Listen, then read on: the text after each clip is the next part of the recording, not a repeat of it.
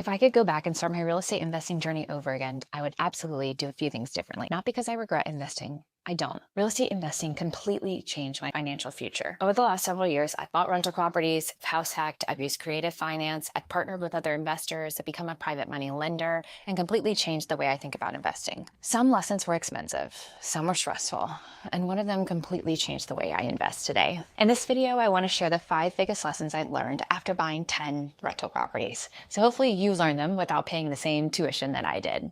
If you're new here, hi, I'm Andrea. I'm a pharmacist turned real estate investor, and on this channel, I help busy professionals build wealth through real estate and passive income while still keeping their careers. If you're a busy professional yourself, make sure to subscribe so you don't miss the next video.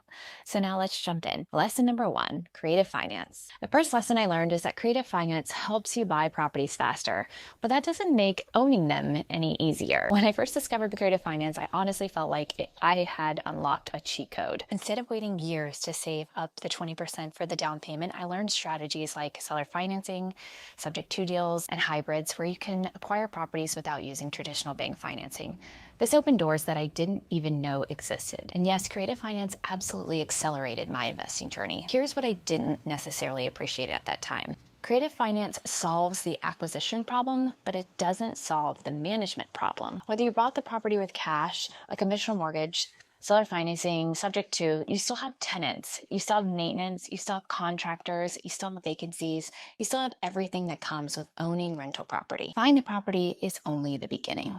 Managing it is where the real work starts. And that leads directly to the second lesson. Lesson number 2, the tenant story. So if something starts to go wrong with a property, you absolutely should address it early. One of the hardest lessons I learned came from a tenant in one of our duplexes.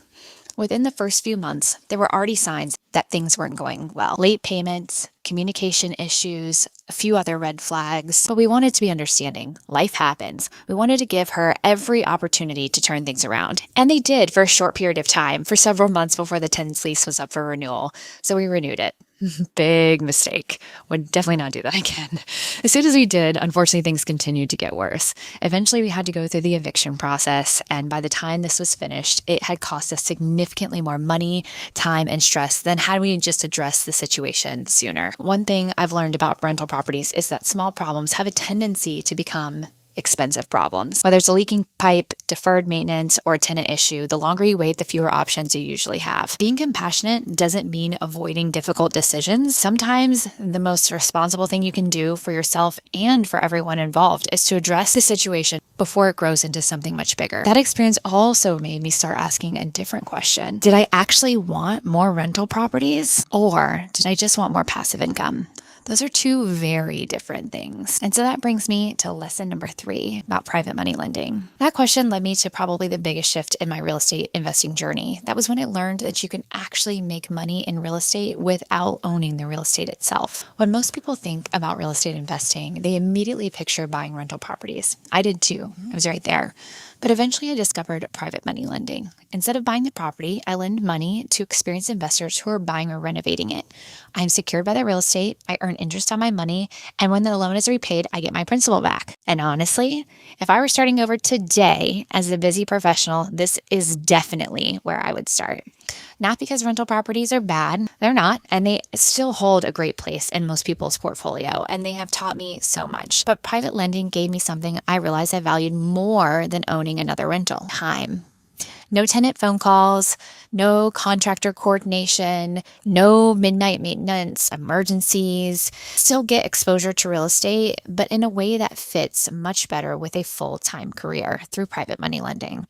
That doesn't mean it's right for everyone, but it reminded me that there are multiple ways to invest in real estate, and owning rental properties is not the only path. That mindset also changed how I think about partnerships. So that was lesson number 4, partnerships. Also learned that partnerships can be absolutely incredible if they're structured well. Some of my favorite deals have involved partnering with other investors, and you've probably seen some of them here on my channel that I've partnered with. You combine experience, you combine capital, you combine relationships, different skill sets. You can accomplish things together that would be difficult on your own. But one thing I've become more cautious about is automatically creating an LLC together for every single partnership, because people change.